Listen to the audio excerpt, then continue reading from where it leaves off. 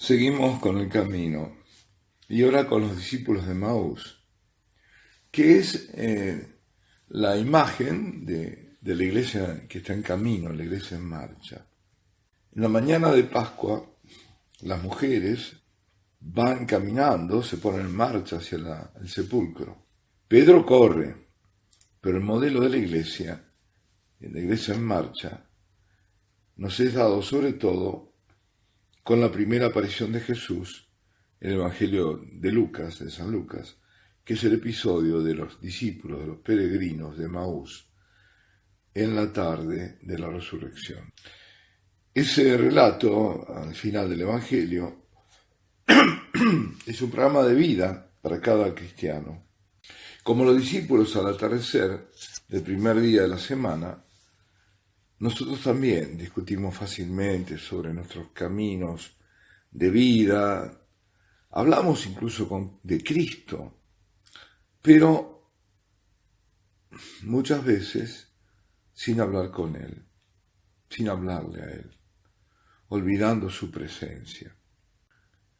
Y sin embargo, Él está ahí. Es el oyente atento que vino para encontrarse con nosotros, porque Él lo dice: donde 2 o 3 se reúnen en mi nombre, yo estoy en medio de ellos.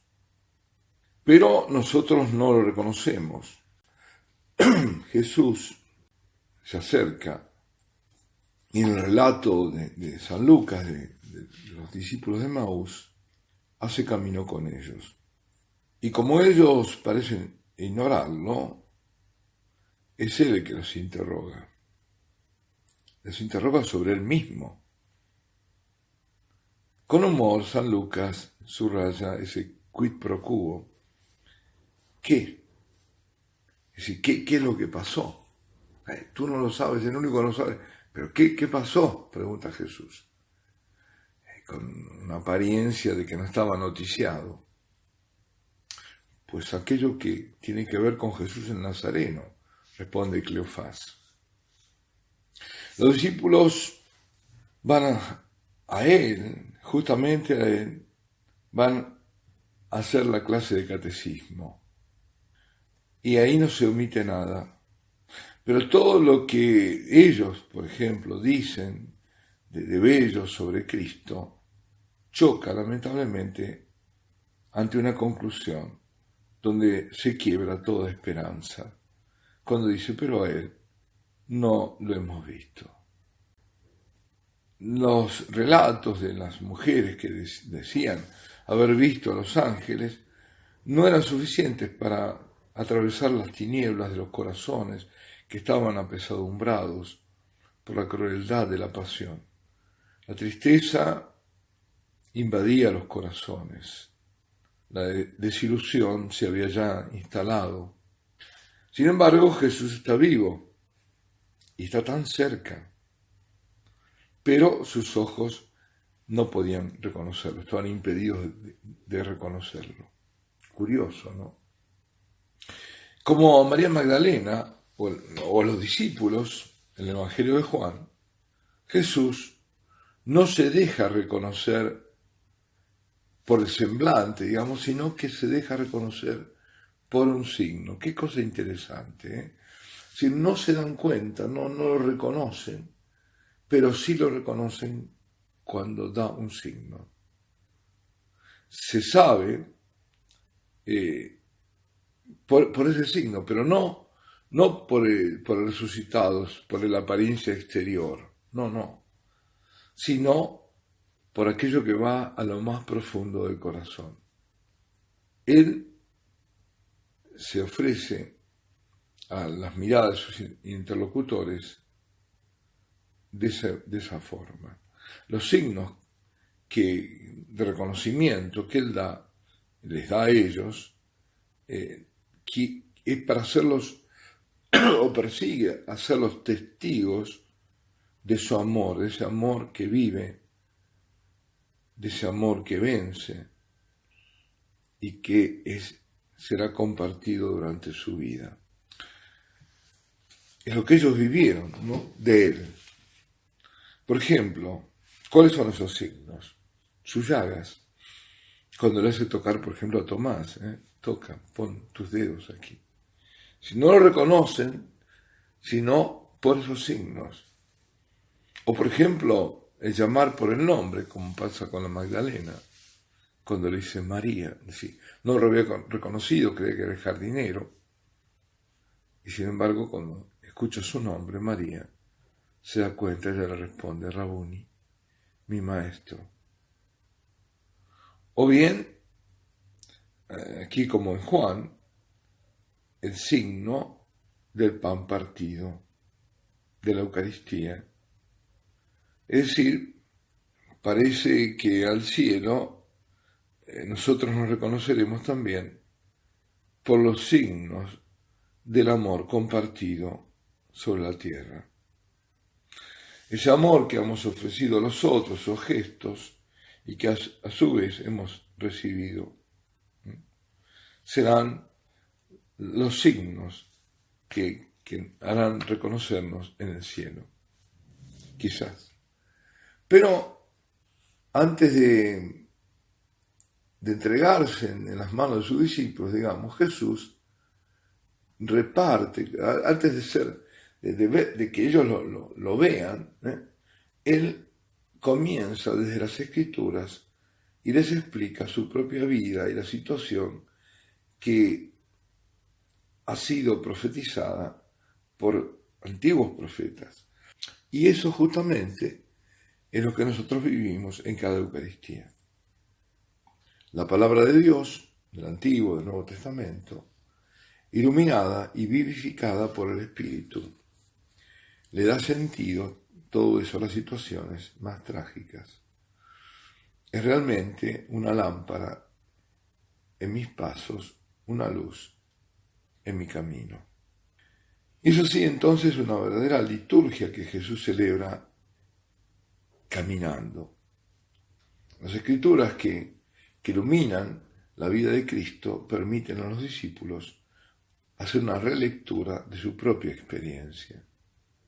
Es decir, recorren un camino interior, un remontar en lo más profundo de su ser para reencontrar la fuente de la esperanza. ¿Se han dado cuenta? Ellos han percibido el alcance, digamos, de los que decían, hablando con ese extranjero, y por darle un acto de hospitalidad, ¿no? Porque venía del corazón, quédate con nosotros, porque la tarde está cayendo y el día llega a su término. Como en el Evangelio de Juan, permanecer, vivir, morar, designa el misterio de una comunión profunda. Quédate, ven, permanece con nosotros. Es decir, hay un deseo de comunión, de un nuevo modo de vida fraternal. Y el evangelista agrega, y él entró para quedarse con ellos, para permanecer, no para ir, sino para morar y para siempre con ellos. Y una vez en la mesa, cuando él toma el pan para cumplir el gesto que es nada menos que la fuente y el culmen de toda la vida cristiana, porque así la define la Eucaristía, el Concilio Vaticano II, de donde todo parte y donde todo tiene que llegar, es la Eucaristía. Eso lo dice en Lumen Gentium 11, pero no solo, hay otros pasajes también. Digo, Cristo, en ese momento, cuando parte el pan, desaparece ante la vista de ellos. Él no parte, solamente desaparece, pero permanece, mora entre ellos, entre sus manos, en ese pan que ha sido partido, para entrar en aquellos que lo consumen, que es la comunión. La Eucaristía es el signo mayor, más grande de amor que pudo haber sido dado a los hombres. Porque Cristo es el que se da a nosotros todo, entero, en la Eucaristía. Entonces solamente ellos que hacen, toman conciencia en ese momento que su corazón había estado ardiente cuando Él les hablaba durante el camino. La fe nace de una experiencia, de un encuentro o de un reencuentro, que no es de orden visible, sino que toca el corazón en la profundidad. La desilusión de los discípulos, pero a Él no lo han visto, evoca inevitablemente las últimas palabras de Cristo en San Juan. Dichosos aquellos que crean sin haber visto. La experiencia de la resurrección, de la victoria ineluctable de la vida sobre la muerte, del bien sobre el mal, de la verdad sobre la mentira, de lo bello, de lo bueno, no es de orden visible, sino que ella conmueve toda la vida porque le da un sentido nuevo. Es una evidencia que nada, ni siquiera la muerte, la puede destruir.